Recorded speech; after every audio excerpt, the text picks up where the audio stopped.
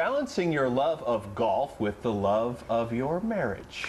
It's like I just summoned her with my mind to come here. We have author Jodi Walker. She is with us to tell us more about her new book. So the two can live harmoniously, hand in hand. You don't have to be a golf widow. That's right. You don't. Golf widow. Yes. A lot of people, they do. They live that life. Their husband's gone on the weekends. They're going to golf. And it takes an unusual amount of time for a hobby. We're talking, 4 or 5 hours to play one round. That's right. And if there's not an understanding around that, that could be a big source of a problem in a marriage. Right, exactly. In doing that. So what's the balance? How do you get that balance? Well, I think the key is really the communication around it, because if you're not a golfer, if you're a woman and you're not a golfer, I know, Kelly, you are a golfer, yes. and so is your husband, so that's a little bit different.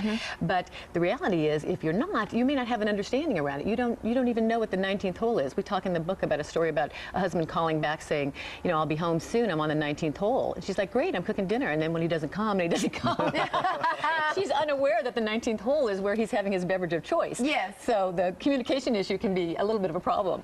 And you also encourage women to really get involved in the game. I mean, if they're not golfers already, maybe they should be, or try it out at least. That's right, and that creates an understanding around it as well, and that's kind of how I got into it. My dad was a golfer, my brother's a scratch golfer, everybody was a golfer but me, and then of course I married a golfer. So then I started to take a little more interest in it, and I started by watching it on TV, and then I got interested in playing. But I think the thing is that you have to realize men may not always want to play with their wives. Right.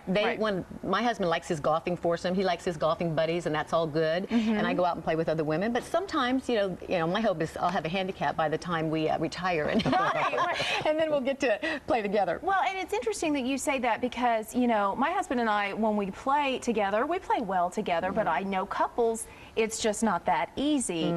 They both enjoy the game, but they enjoy it separately. So that's okay, as long as the understanding is there. That's right, and I think that really is the key. It's as in anything, communication and really looking at how you get along and looking at what's important to the other person. So if it's really important to your husband, you want that to be important to you, and he's going to appreciate that. That's why I always say, honey, I love golf, but I love you more. But how many men have said that? Yeah. Has your husband ever come home and said that? But I thought, what a great world it would be if they came home and said, honey, I love golf, but I love you more. That's a great title. Of the book. Yes.